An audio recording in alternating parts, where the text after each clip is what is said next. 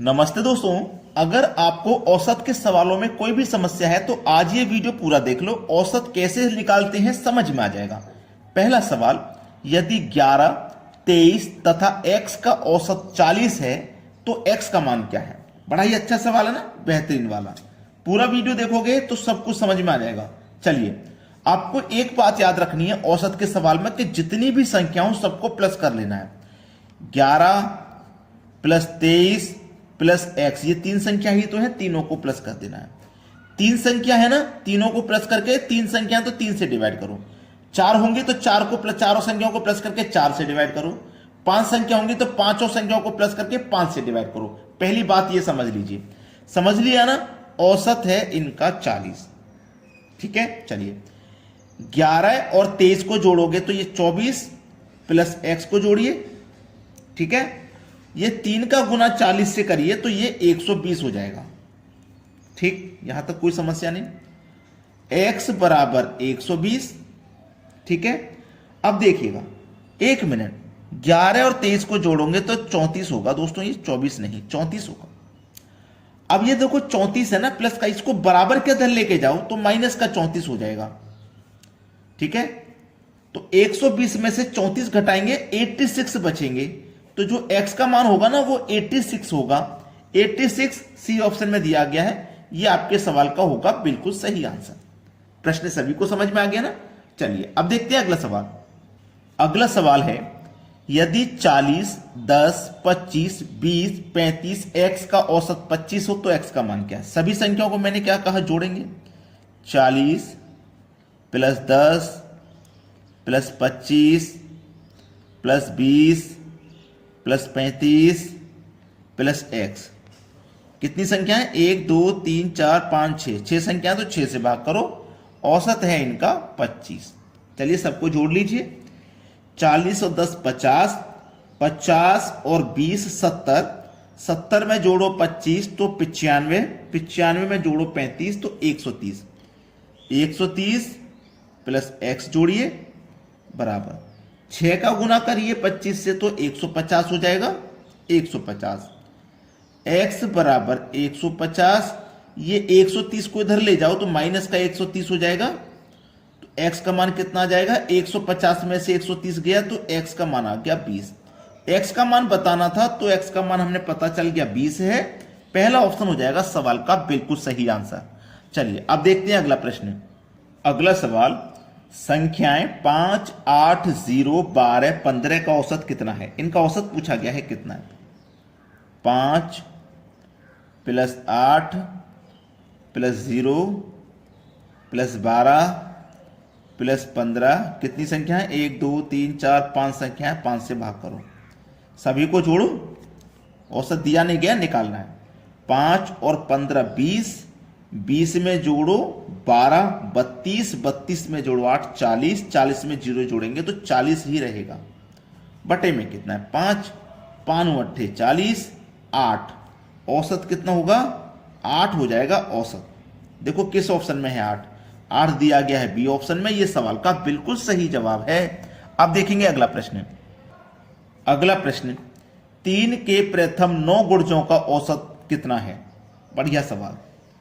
3 के प्रथम 9 गुणज, 3 का सबसे पहला गुणज 3 एकम 3, दूसरा 3 दूनी 6, 3 तिया 9, 3 चौकू 12 और 9वां गुणज 3 निम 27, 27 हो जाएगा 9वां गुणज।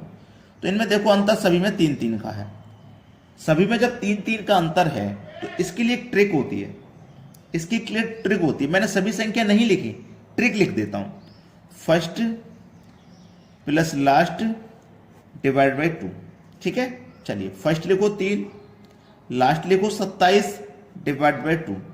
27 और 3 30 डिवाइड बाई 2, आंसर आ जाएगा 15। 15 सी ऑप्शन है। अब मैं इनको सभी को लिखता, फिर सभी को जोड़ता, फिर 9 गुणज है, 9 संख्या है, 9 से भाग करता, आंसर तब भी यही आना था, आंसर फिर भी यही आता। तो हम क्यों ना एक ट्रिक का इस्तेमाल करें। ये सभी संख्याओं को लिखने में टाइम वेस्ट होगा, जोड़ने में टाइम वेस्ट होगा। ठीक है, तो एक ट्रिक के अनुसार हम जल्दी कर लेंगे। अब देखते हैं अगला सवाल।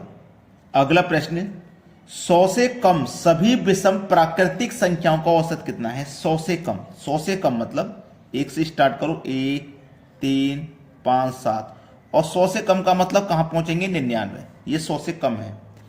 तो देखो सभी में 2 2 का अंतर है, तो ट्रिक में बता ही चुका हूं पिछले क्वेश्चन में, जब अंतर समान है तो क्यों सभी को लिखो, ठीक है।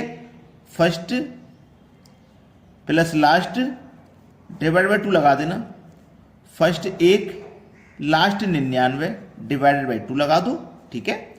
99 में 1 जोड़ोगे तो 100 हो जाएगा, डिवाइड बाय 2, 2 से 100 को घटाओ, 50 बार में कटेगा, आंसर आ गया 50 दिया गया है बी ऑप्शन में। ये आपके सवाल का बिल्कुल सही जवाब है। अब देखते हैं अगला प्रश्न। अगला सवाल है, प्रथम 5 अभाज्य संख्याओं का औसत कितना है। 5 अभाज्य संख्या, पहली सबसे पहली 2 होती है अभाज्य, उसके बाद में 3, फिर 5, फिर 7, फिर 11। ये अभाज्य संख्या है जिनमें या तो 1 से भाग जाएगा या स्वयं से जाएगा और कोई संख्या से नहीं जाएगा, ठीक है। चलिए सभी को जोड़िए, कितनी संख्या, 11 और 7 18, 5 23, 23 और 3 26, 26 और 2 28, 28 संख्या हो गया। 1 2 3 4 5 संख्या है तो 5 से भाग करिए, 5 5 25, 3 बचेगा, 25 कट गया तो 3 में 1 जीरो लगा दो, यहां दशमलव लगा दो, 3 के बाद जीरो लगा दो, 30, 5 छिक्के 30, 5.6 ये आपके सवाल का है बिल्कुल सही आंसर, 5.6 सी ऑप्शन में दिया गया है बिल्कुल सही आंसर। प्रश्न सभी को क्लियर हो गया ना। अब देखते हैं अगला सवाल।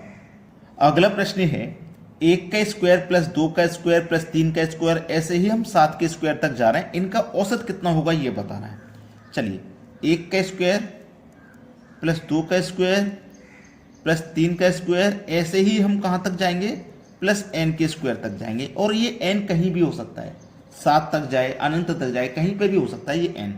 तो ऐसा प्रश्न कभी भी रहे तो इसके लिए एक फॉर्मूला होता है, n into n plus 1 into 2n plus 1 divided by 6, ये एक फॉर्मूला होता है, ठीक है। जिसमें n का मान 7 है, 7 लिखो, इंटू n का मान 7, 7 में 1 जोड़ा तो 8, इंटू n का मान 7, 7 दूनी 14, 14 में 1 जोड़ो तो 15, बटे में है 6, ठीक है। अब 3 दूनी 6, 3 पंजे 15 कट जाएगा, 2 चौकू 8 कट जाएगा, 7 चौक 28, 28 का गुना करो 5 से तो ये हो जाएगा 140। लेकिन अभी आंसर नहीं आया है, अभी आंसर नहीं आया। कितनी संख्या है ये, 7, 7 से भाग कर देना इसमें, 7 दूनी 14 और 1 0, कितना आ गया 20। तो सवाल का सही जवाब है 20। ये आपके प्रश्न का होगा बिल्कुल सही आंसर 20, बी ऑप्शन में दिया गया है। तो बच्चों आपने वीडियो पूरा देखा, वीडियो को लाइक नहीं किया तो लाइक करके जाइए और दोस्तों में भी शेयर कर देना इस वीडियो को, ठीक है दोस्तों। वीडियो देखने के लिए बहुत बहुत धन्यवाद।